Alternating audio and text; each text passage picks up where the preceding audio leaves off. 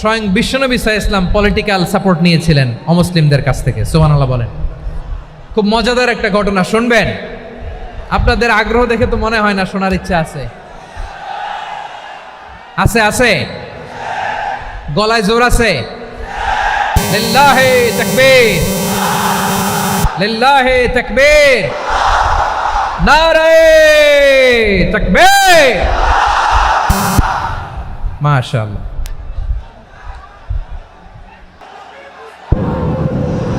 মাশাআল্লাহ, মাশাআল্লাহ। থামুন থামুন আমার ভাইরা। বিশ্বনবীর বয়স তখন প্রায় 51 বছর। কত বছর? বিশ্বনবীর সবচেয়ে কাছের মানুষ খাদিজা রাদিয়াল্লাহু তাআলা আনহা ইন্তেকাল করেছেন। বিশ্বনবী বড্ড কষ্ট পেলেন, হৃদয়টা ভেঙে খান খান। যিনি ঘরের ভেতরে বিশ্বনবীকে সান্ত্বনা দিতেন, ভালোবাসা দিতেন, বাইরে গেলে কুরাইশরা বকাঝকা করে, অত্যাচার করে, কিন্তু আম্মাজান খাদিজা রাদিয়াল্লাহু তাআলা আনহা ঘরটারে এমন শান্তির নীড় বানায় রেখেছেন, এই ঘরের ভিতরে ঢুকলে বিশ্বনবীর কলিজাটা ঠান্ডা হয়ে যেত। এজন্য রব্বুল আলামিন বলেন, খাদিজা, ও আমার বান্দি খাদিজা, জান্নাতে এমন স্পেশাল একটা ঘর আমি তোমার জন্য রেডি করে রেখেছি। ওই ঘরের মধ্যে কোনো আওয়াজ নাই, ওই ঘরের মধ্যে কোনো নয়েজ নাই, ওই ঘরে কোনো বিশৃঙ্খলা নাই। কারণ মক্কার জমিনে আমার নবী কুরাইশদের বিশৃঙ্খলা, নয়েজ আর ঝামেলাগুলোকে উপেক্ষা করে যখন তোমার ঘরের ভেতরে ঢুকতো, ঘরটারে তুমি শান্তির নীড়, ঠান্ডা, নীরব, নিস্তব্ধ, নিঝুম আর শান্তির নীড় বানিয়ে রেখেছ।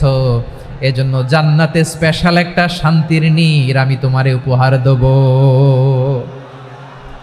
ওই প্রিয়তমা স্ত্রী খাদিজা ইন্তেকাল করলেন, বিশ্বনবীর হৃদয় ভেঙে খান খান। আবার ওনার চাচা আবু তালেব ইন্তেকাল করলেন, যিনি পলিটিক্যাল শেল্টার দিতেন নবীকে। কে দিতেন? আবু তালেবের ভয়ে, বিশ্বনবীর এই চাচার ভয়ে কোনো মুশরিক নবীর গায়ে হাত দেওয়ার সাহস পায় নাই। এখন স্ত্রীও নাই, চাচাও নাই, নবীকে আশ্রয় দেওয়ার কেউ নাই। নবীর চারদিকে অন্ধকার। নবী এখন কই যাবেন? আমার পেয়ারা নবী নতুন স্টেশন খুঁজতেছেন, নতুন দাওয়াতি প্ল্যাটফর্ম খুঁজতেছেন। তিনি যায়েদ বিন হারেসা রাদিয়াল্লাহু তাআলা আনহুকে নিয়ে মক্কার পাশের একটা নেইবরিং সিটি তায়েফে চলে গেলেন। কোথায় চলে গেলেন? লালমনিরহাটের ভাইয়ের আওয়াজ করে বলেন, কোথায় গেলেন? তায়েফে চলে গেলেন দিনের দাওয়াত দেওয়ার জন্য। কি দেওয়ার জন্য? নাকি জমি কিনতে গেছিলেন? জমি কিনতে, দুনিয়ার যশ খ্যাতির জন্য, নিজের কোনো লাভের জন্য? তায়েফবাসীদেরকে জাহান্নামের আগুন থেকে বাঁচানোর জন্য। আওয়াজ করে বলতে হবে, ঠিক কি না? বিশ্বনবী বিশাল মরুপথ, পাহাড়ি পথ পাড়ি দিয়ে তায়েফের মরুজমিনে গেলেন কোরআনের দাওয়াত নিয়ে, ইমানের দাওয়াত নিয়ে। কিন্তু তায়েফের লোকেরা বিশ্বনবীর দাওয়াতকে শুধু প্রত্যাখ্যান করেই থামে নাই, তারা বিশ্বনবীর সাথে অত্যন্ত খারাপ আচরণ করেছে। বিশ্বনবীকে শারীরিকভাবে হেনস্থা করেছে, আমার নবীকে শারীরিকভাবে অত্যাচার করেছে, আমার পেয়ারা নবীর গায়ে পাথর মেরেছে, বিশ্বনবীর গা বেয়ে ঝরঝর করে রক্ত ঝরেছে, নবী জামিনের মধ্যে লুটিয়ে পড়েছেন, আবার মেরেছে, আবার নবী হাঁটতে শুরু করলেন, পেছন থেকে আবার মেরেছে, আবার নবী রক্তাক্ত হয়ে জামিনের মধ্যে লুটিয়ে পড়লেন, আবার মেরেছে। বিশ্বনবীর মতো এত সুশ্রী মানব, বিশ্বনবীর মতো এত শুভ্র মানব, বিশ্বনবীর মতো এমন চমৎকার দেহাবয়ব দিয়ে রব্বুল আলামিন কাউকে বানান নাই। এরকম চমৎকার মানুষটাকে তারা তায়েফের ওই জমিনে রক্তাক্ত করেছে। বিশ্বনবী দুনিয়ার কোনো স্বার্থের জন্য সেখানে যান নাই, নিজের কোনো লাভের জন্য, প্রাপ্তির জন্য যান নাই, তায়েফবাসীদের জাহান্নামের আগুন থেকে বাঁচাতে গিয়েছেন। ঠিক কিনা বলেন? খেয়ে না খেয়ে দিন প্রচারের কাজে নিজেকে দিয়েছ বিলিয়ে, তায়েফের কাফিরেরা চিনল না সে আলো, দুষ্ট ছেলেদের পিছু দিল লেলিয়ে, পাথরের আঘাতে ক্ষত বিক্ষত হয়ে সারা শরীর থেকে রক্ত ঝরে।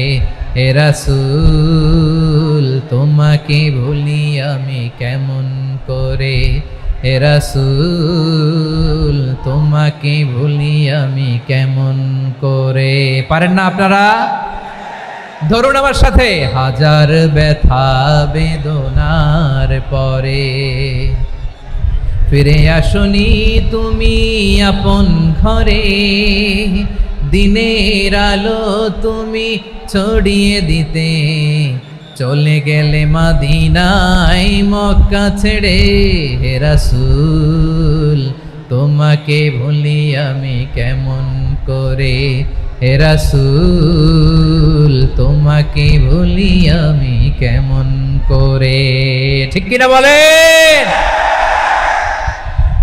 প্রিয় ভাইরা, তায়েফের ছেলেরা নবীকে রক্তাক্ত করলো। আমার নবী কই যাবে? কই যাবে? মক্কায় জায়গা নাই, তায়েফে জায়গা নাই। তায়েফ থেকে ভারাক্রান্ত মন নিয়ে আমার নবী মক্কায় ফিরে আসলেন। বিশ্ব নবী মক্কায় ঢুকতে পারেন না। মক্কার মরুভূমির দিকে তাকিয়ে, উপত্যকার দিকে তাকিয়ে বিশ্বনবী ধা ধা করে কাঁদেন, ঝরঝর করে। নবীর চেহারা মোবারক থেকে চোখের পানিগুলো বেয়ে বেয়ে পড়ে। আমার জন্মস্থান, আমার শৈশব, কৈশোর, যৌবন কেটেছে এই মক্কায়, আমার এলাকায় আমি ঢুকতে পারি না। বিশ্বনবী মক্কার অনতি দূরে দাঁড়িয়ে জায়েদকে পাঠালেন, জায়েদ যাও দেখো কেউ আমাকে সাপোর্ট করার মতো আছে কিনা, যাও অমুকের কাছে যাও। জায়েদ গেলেন, তারাও প্রত্যাখ্যান করে ফিরিয়ে দেয়। বিশ্বনবী বললেন যাও অমুক লোকের কাছে যাও, তিনিও প্রত্যাখ্যান করে ফিরিয়ে দিলেন। কেউ বিশ্বনবীকে আশ্রয় দিতে রাজি হয় না। নিজ জন্মভূমিতে বিতাড়িত বিশ্বনবী, সর্বশেষ বিশ্বনবী বললেন যাও মুতঈম ইবনে আদির ঘরে যাও। মুতঈম ইবনে আদি মুশরিক, তার কাছে যাও। গেলেন, মুতঈম ইবনে আদি রাজি হয়ে গেল। সুবহানাল্লাহ বলেন। দেখেন, অনেক বিপদের সময়ও আমি নিজে সাক্ষী, সামাজিকভাবে রাজনৈতিকভাবে কত ঝঞ্ঝা, কত ষড়যন্ত্র, কত কনস্পাইরেসি পাড়ি দিয়ে আমাদেরকে সামনে এগিয়ে যেতে হয়। এই শত্রুদের ভেতরেও একজনকে দাঁড় করিয়ে দেয় যে আল্লাহর কোরআনের জন্য রেডি হয়ে যায়। পড়েন সুবহানাল্লাহ। মুতঈম ইবনে আদি, আল্লাহ তার মনকে নরম করে দিলেন। মুতঈম বলে, মুহাম্মদ আমি তোমাকে আশ্রয় দিব। তার দুই ছেলেকে পাঠালেন, যাও খোলা তলোয়ার নিয়ে, স্কট দিয়ে, গার্ড অফ অনার দিয়ে মোহাম্মদকে মক্কায় ঢুকাও, আর বলো আমি আমান দেব। আমান কি দিব? আমান মানে সিকিউরিটি, নিরাপত্তা। সিকিউরিটি ছাড়া, আমান দেওয়া ছাড়া কেউ থাকতে পারতো না মক্কায়। দুই ছেলে বিষ্ণু ঈসা ইসলামকে নিয়ে আসলো। নবী কাবার চারদিকে তাওয়াফ করলেন, নামাজ পড়লেন। আবু জাহেল, উতবা, শাইবা, ওয়ালিদ ইবনে মুগীরা সবাই দেখে, কেউ কিছু করতে পারে না।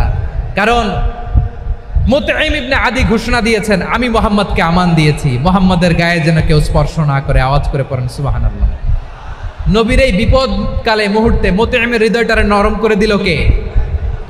আচ্ছা লালমনিরহাটের ভাইয়েরা বলেন, এই মুতঈম কি মুসলিম ছিল না মুশরিক?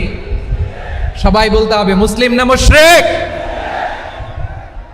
তাহলে মুশরিকের কাছ থেকে নবী পলিটিক্যাল অ্যাসাইলাম, আধুনিক রাষ্ট্রবিজ্ঞানের ভাষায় পলিটিক্যাল অ্যাসাইলাম যেটাকে বলে, রাজনৈতিক আশ্রয়, উনার আমান বা নিরাপত্তার এই ঘোষণায় তিনি মক্কায় ঢুকলেন। যতদিন নিরাপত্তা ছিল ছিলেন। মুতঈম যখন মারা গেল, বিষ্ণু ঈসা ইসলাম হিজরত করে মদিনায় চলে গেলেন। সুবহানাল্লাহ। কিন্তু মুতঈম যে বিশ্বনবীর উপকার করছে এটা বিশ্বনবী ভুলে নাই। আমাদের অনেকে আছে উপকার করার পরে আর খেয়াল থাকে না, খাওয়ার পরে গলা দিয়ে নামলে আর খেয়াল থাকে না। এরকম আছে না নাই? আমার নবী ভুলে নাই। বদরের প্রান্তরে 70 জন কাফেরকে যখন বন্দি করে বিশ্বনবীর সামনে হাঁটু গেড়ে দাঁড় করানো হলো, বসানো হলো, 70 জন কাফের। কয়জন? বিশ্বনবী তাদের দিকে তাকিয়ে বললেন, সহিহ বুখারীর বর্ণনা, লাউ কানাল মুতঈম ইবনে আদি হাইয়ান সুম্মা কাল্লামানি হাউলাই নাতনা লা তারাকতুহুম লাহু। বদরের প্রান্তরে 70 জন বন্দী কাফিরের দিকে তাকিয়ে আমার নবী বললেন, আজকে মুতঈম ইবনে আদি যদি বেঁচে থাকতো আর তোমাদের 70 জনের ব্যাপারে যদি মুতঈম এক বাক্যে একটা সুপারিশ করতো, তার সম্মানে আজকে তোদের সবাইকে আমি মাফ করে দিতাম। সুবহানাল্লাহ নাই?